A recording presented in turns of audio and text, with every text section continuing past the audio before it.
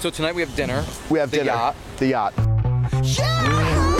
Last night I'm in New York City. Today I'm on this beautiful yacht in Miami. You know, the American dream, and this is why I love this show. Now this home spans 4 spacious levels, has 6 bedrooms, and quite possibly the best view in the entire neighborhood. We got to go check out the rest of Miami. You ready? I'm ready. Come Let's on. go. We do it in the spirit of going against the grain of the negative media, giving inspiring information, and having people walk away from our show with something of value. You're seeing a disruption in both the real estate and the mortgage space. A lot of people are just not willing to put in the work. What video does is that it demands an emotional response. You know what I love about this show? It's totally unscripted. Welcome back to The American Dream. This week, we're taking you to a city that is synonymous with the American dream. And to me, it's a little slice of paradise. You're gonna be seeing the best properties, the best restaurants, and you're gonna learn a thing or two along the way. We're going to Miami, and I couldn't be more thrilled to introduce you to who you're about to see next. He's everything you think of when you think Miami Beach, and for that reason, he's our guide to explore one of the most glamorous cities in America. Take it away.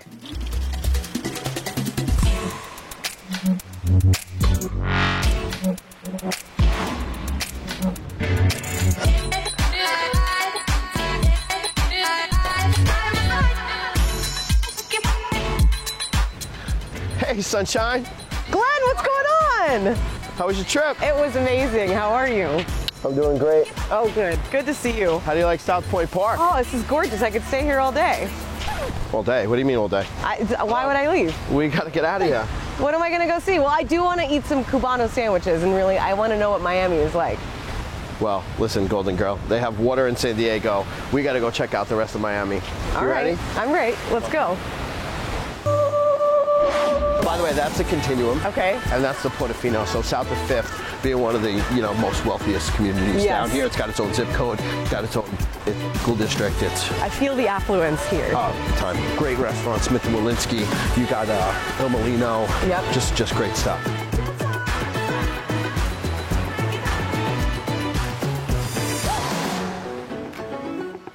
Glenn, I feel like my sunnies are way Your too what? San Diego. My sunnies. Sunnies. Yeah. What's a sunny? Well, these sunglasses. Oh, sunglasses. Yeah, jeez. Don't you feel like these are a little too San Diego? They're a little San Diego. Okay, I think I need some. Do you have any that are more Miami?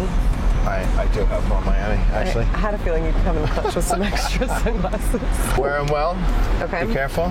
Are these? Break them, you buy them. What are these? Versace's. Versace? Yeah, Versace. That's it. Did you steal these off a celeb? I did not. I bought them off a shelf. Okay, so where are we right now? So we are in Brickell. There was just actually a $14.3 million grant from the city that's going to clean this up underneath the railway from here. This is the Metro Rail. Okay. From here all the way back to the end of Brickell, which is literally only 14 blocks, but it's the most densely populated area down from New York City. The population is quadrupled in the last 10 years. Yeah, I was going to say, So if you Miami's known as the Magic City because it's grown so much in the last 100 years, This right? area, there was nothing. Every lot was vacant. There was nothing here. Oh my gosh, look at this. Oh my God, it's a huge iguana crossing. Crossing the road, watch out. They have that in San Diego? No, I've never seen it. I've never seen it. Get bit by sharks, but not an iguana. Everybody respect them? Everyone? Yeah, I mean, what are you gonna do, run it over? No, you can't. Bro, break your all these car people on that from- thing. Okay, I feel like I'm officially You're officially in Miami? in the city, yeah. You're in. Before we go anywhere else, I'm so thirsty. Can we get a drink somewhere? You know what the rule of Miami is, right? Stay hydrated. The rule? Oh, Stay hydrated. Stay hydrated. Right, All right. exactly. Okay. It's 5 o'clock somewhere.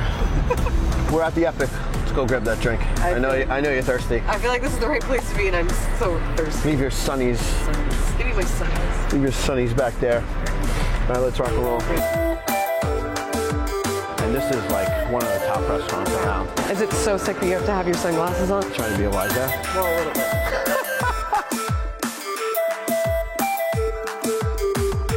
Hydrate this. 1942.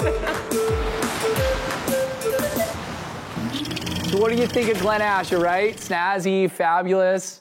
We are so thrilled to be partnered with such a force in Miami.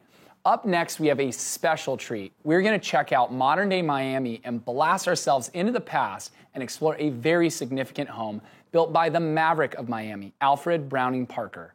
Check it out.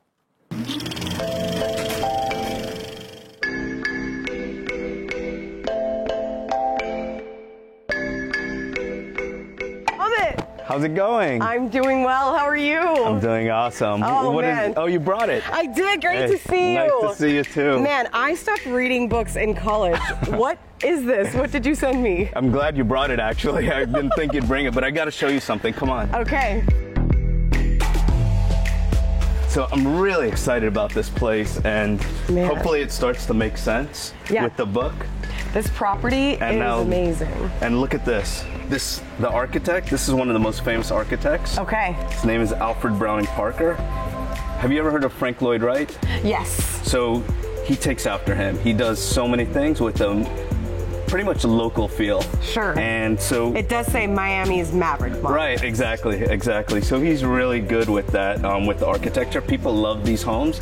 Problem is, living in Miami with the sun and the views and everything, I don't have too many people looking at homes like this. Sure. That's why I send you the book, so maybe you can... That makes sense. You know what, I glanced at it, but I want to know in person. Tell me about this property. I get a sense that it's this mid-century modern with this grand outdoor area, but it's an extension of indoor. Tell me about the property. Right, exactly. So you did read a bit, so that's great.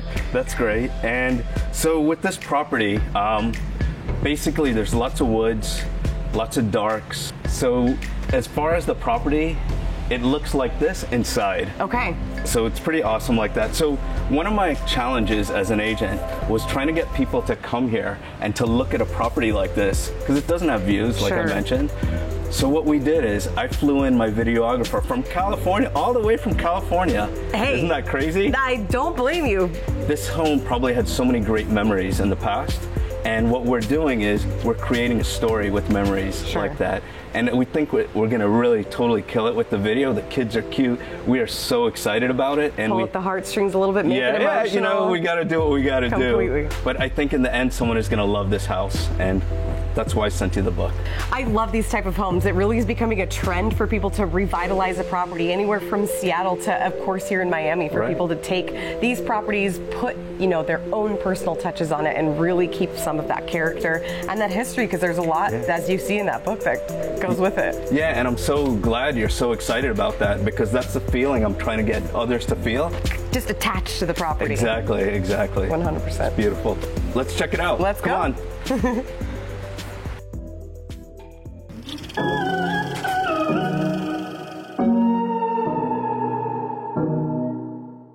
Alfred Browning Parker lived from 1916 to 2011, and he was a modernist architect who is one of the best-known post-World War II residential architects. He gained fame for his highly published modern houses in the region around Miami, Florida.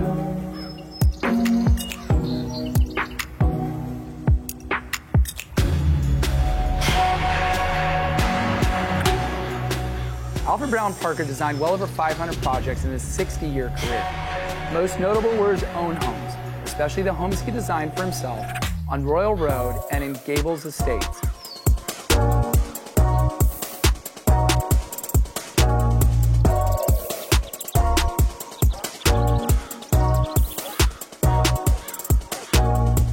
In 2008, the University of Florida announced the creation of the Alfred Browning Parker Architecture Archives Endowment to support and strengthen this effort to preserve the architectural history of Florida. You've seen that old? Now you're going to check out that new. People don't say new. It doesn't sound right. Hit it.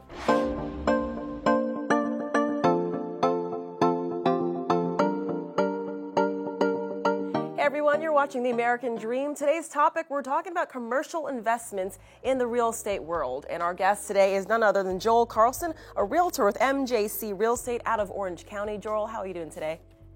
Everything's lovely. Just another beautiful day. Just another beautiful day in Southern California, right? I can't complain. Absolutely.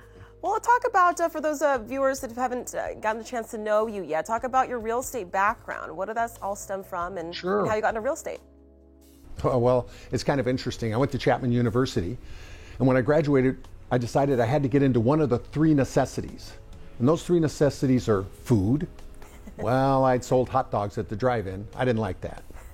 I knew that clothing was one of them. I'd sold men's clothing in the Circle in Orange. I didn't like that. So I figured my last chance at wealth and fame had to be real estate. There you go. And you chose the correct path, it seems.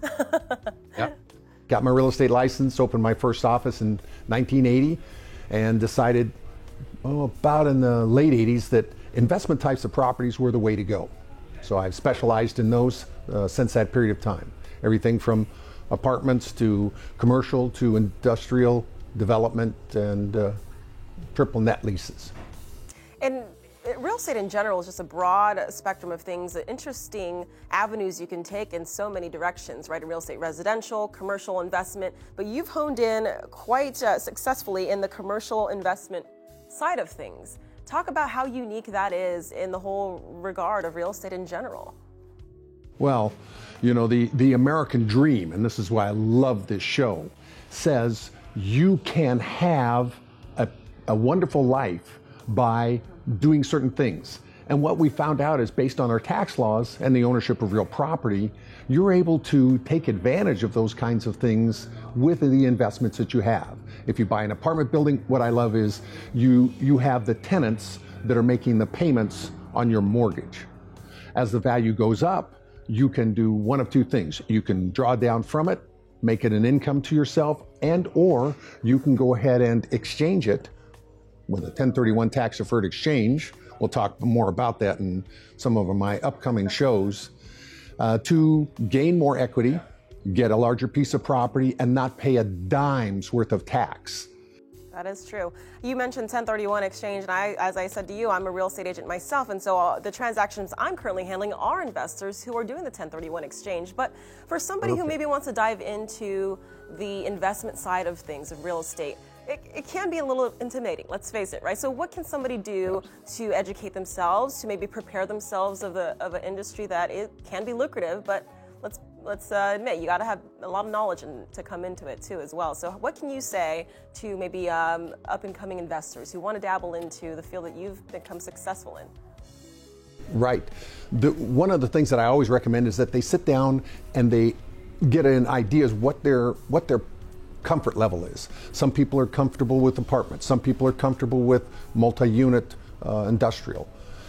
Once you've determined what your comfort level is, then we establish a relationship so that we can go ahead and make sure we get from point A to point B in your career goals and development. When I started out, I sold a house to a young gentleman. About a year later, he contacted me and he said, "Can you help me buy a duplex?" Now, I hadn't done anything except real estate, homes. So I was like, well, sure. So I helped him buy this duplex, and then he asked me if I could manage it. From there, we 1031'd into a 4-plex in the city of Orange. From there, we went into a 10-unit apartment building in Riverside. From there, we went into a 15-unit apartment building in Riverside. And then finally, with all the equity he had built up, we got into 126 units in San Bernardino. Wow. Key there, start now or start never, right? And certainly hire a professional like yourself to help you along the way. Right. Very good. Yeah. Thank you, Joel, for being on our show. And I'm sure we'll talk more with you in the near future about all your real estate advice and your expertise. Thanks for being on our show. Appreciate it. Thank you, Diane. Have a great one. You too. Thanks for joining The American Dream. We'll have more to come, and I'll talk real estate and business. Stay with us here on The American Dream.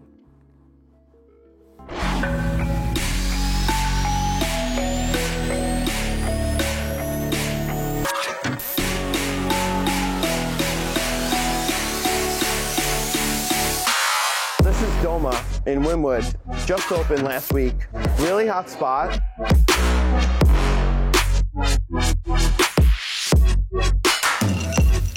Fine art, fine cuisine. That's kind of what Miami's all about. Yeah. You know, the new Miami at least. Yeah. So what was Wynwood like a few years ago? What is it now? Dude, this place was all industrial, no development. So Moishe Mana came in, bought out a ton of space, sold a lot of all the big developers, and they said, you know, this industry district could be transformed from warehouse to new and cool. Yeah. So Wynwood is kind of like the Williamsburg in New York, but not as grungy. Okay. It's got a lot of bars, a lot of restaurants, great food. So the chefs here are actually trained under a Michelin star chef, and they open their own restaurant.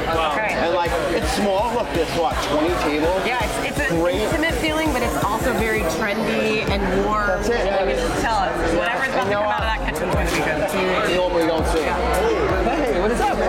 How are you? Pull over a chair. Grab a chair.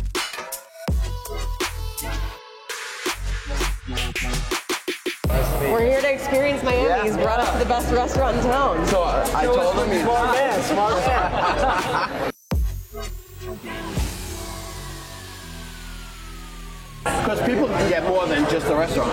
They can walk outside, they go in the gallery. I know a friend of mine, I think it's a mutual friend, went to the gallery and spent a lot of money and got some beautiful artwork, How right? much is one of the pieces in there? Actually, this artist is Rero, who's a French artist. But you change it, right? They change it every 3 weeks. They change it so they can actually, the front of the building changes as well with it. Oh, really? Wow. So That's pretty cool. repaint the private property. You know, Wynwood is totally different than any other neighborhood in Miami. It It's feels really like artsy. Yes. You know, you got the Wynwood walls, you have a ton of restaurants, you got great food. It's got a lot of character. Just everybody tries something different. Yeah. And that was what the inspiration behind this project. We're next to the railroad track, the Florida East Coast Railroad. The project is actually called the Wynwood Track. You know, moving to New York with a big business, came here, left it there, go back once in a while, went back and forth, and decided this is a better quality of life. Yeah. Right? You know, Life is what it's if you could do it here and make it here and have your business here, life is great.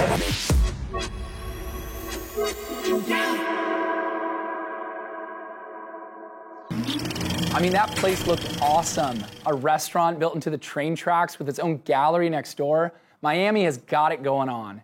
If you thought that was cool, though, wait till you see what we have going on in your town.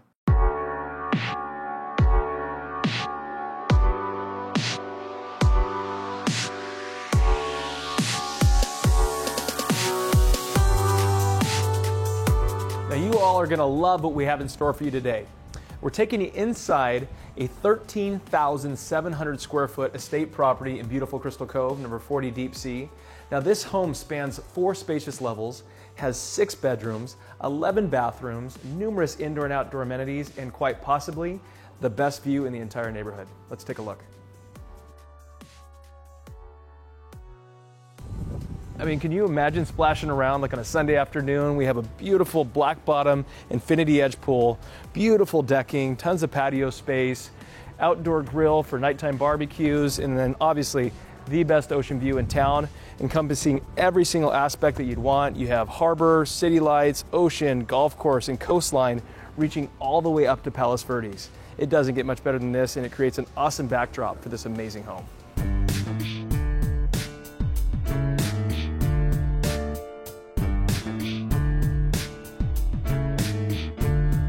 So it's the most wonderful time of year, football season, and you need a place to watch the big game.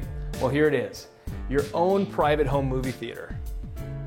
Inside, we have 12 Italian leather reclining chairs, HD projector, 140-inch screen. I mean, it really is the perfect spot to just kick back and enjoy your favorite team.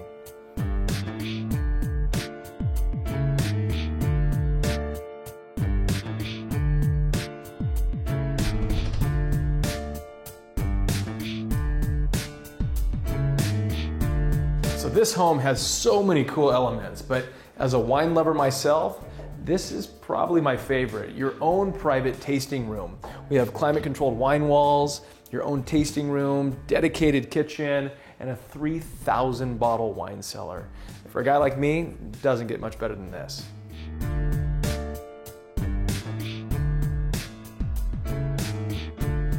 This is where this house really gets interesting. So we're standing inside an incredibly rare indoor sports court. There's probably less than 10 of these in the entire zip code. It's obviously a perfect place for basketball, racquetball, a dance studio. You could even create an IMAX theater in here. This space can be transformed into whatever your heart desires.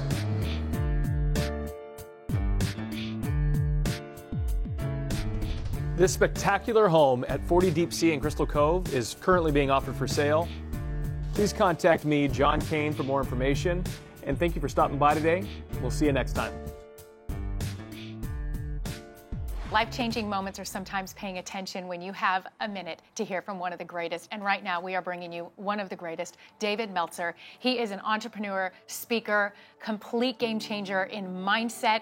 He is an author. He's incredible. I want to start right off with people who have limiting beliefs. And this is such a big topic. We could sit here for an hour, but let's just hone it right in. Limiting beliefs. It's amazing how many people think, say, and do the right things, but they limit what they believe. And even worse, they're not aware of their unconscious competency, which has a duality. One is the energetic attraction. So many people do all these right things, and then they attract the exact same thing in their lives, and they do that energetically, and they're not aware of it. And then secondly, genetically, we have personality traits, characteristics, obsessions, all types of things that we've inherited from usually 4 generations down, and we're not aware of the effect of that. And so what happens is we go into situations, whether it's our profession, our relationships, our addictions, and we limit ourselves. We limit our power. And the biggest problem with people today is they don't ask for enough. You know, I have no problem asking. I can be told no. I'll be told no 1,000 times, but the yes is so beautiful. Yeah, I love no. I have a philosophy about no, right? I dream and always say, look, what if you were only 25 no's away from getting what you want?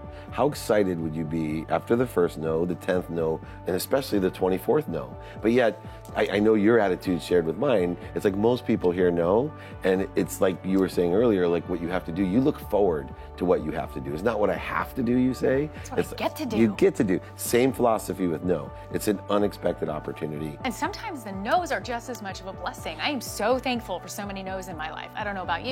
And then the yeses that were right, you're like, oh. And we tend to get this stuck position of kind of groveling in the midst of a no or a stuck. How do you tell somebody when you're sitting in that position that you feel like it's stuck and you don't know which way to go? How do you press through? What I'm looking for is the universe to tell me. So I actually take a universal sense of no.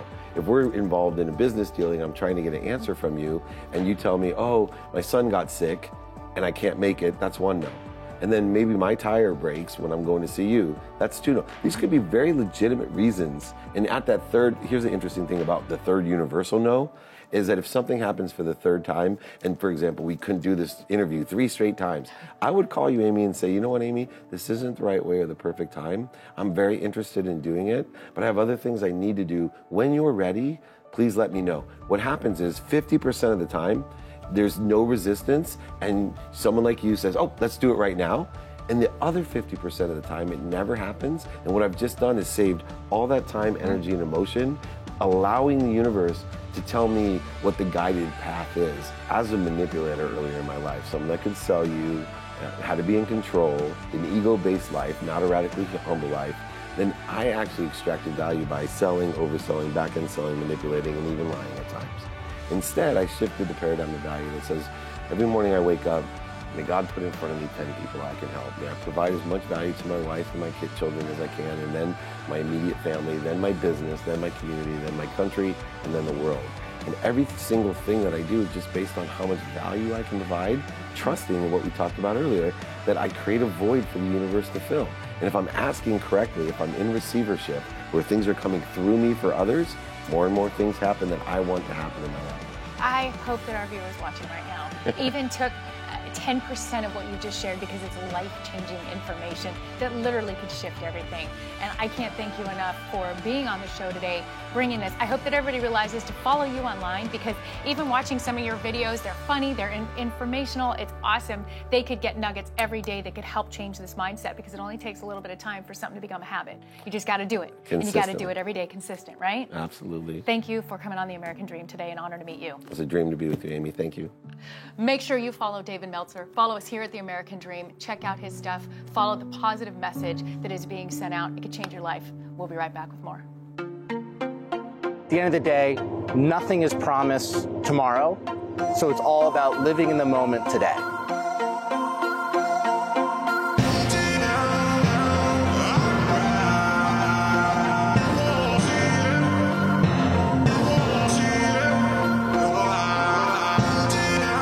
The American Dream to me is all about freedom. Here I am, I'm from New York City. Last night I'm in New York City. Today I'm on this beautiful yacht in Miami because I have the freedom of choice to do what I want to do when I want to do it. And I chose that a long time ago, that I wanted to live a life with no boundaries. And that's why I'm here, and that's why I'm supporting the show.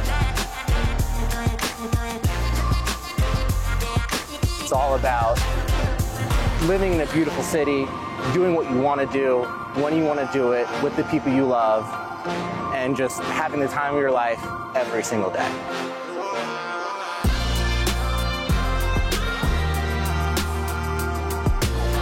I love the American Dream because it's a different angle on getting in touch with some of the real estate, some of the people, some of the communities, and not necessarily just solely based on some sort of a reality TV show and following characters. It's more about what's real in front of you and the subject matter at hand and the community, really, and the surroundings.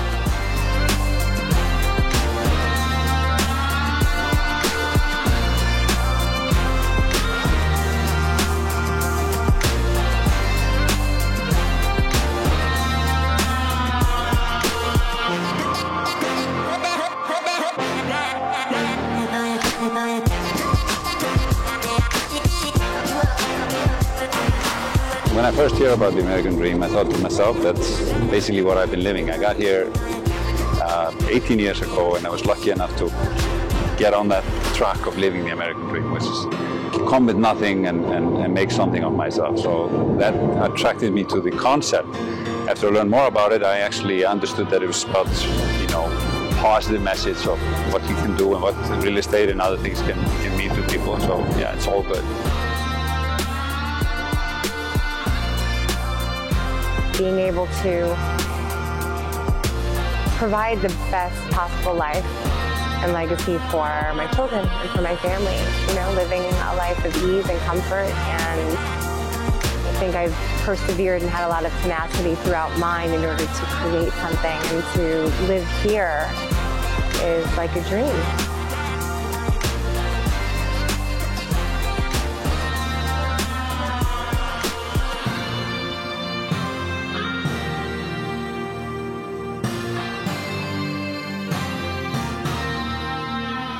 It's all about working hard, doing what you want, and being happy with it.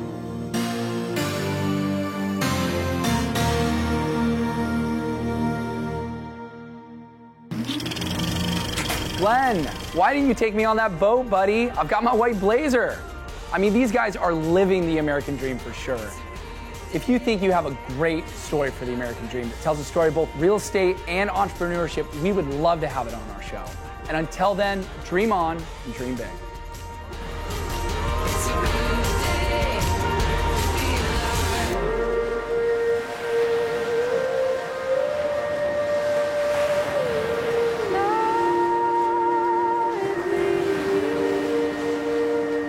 Okay. The Cuban lunch today in Old World, Miami. I thought that was tomorrow. Okay, is that the taco place? That's tomorrow, correct.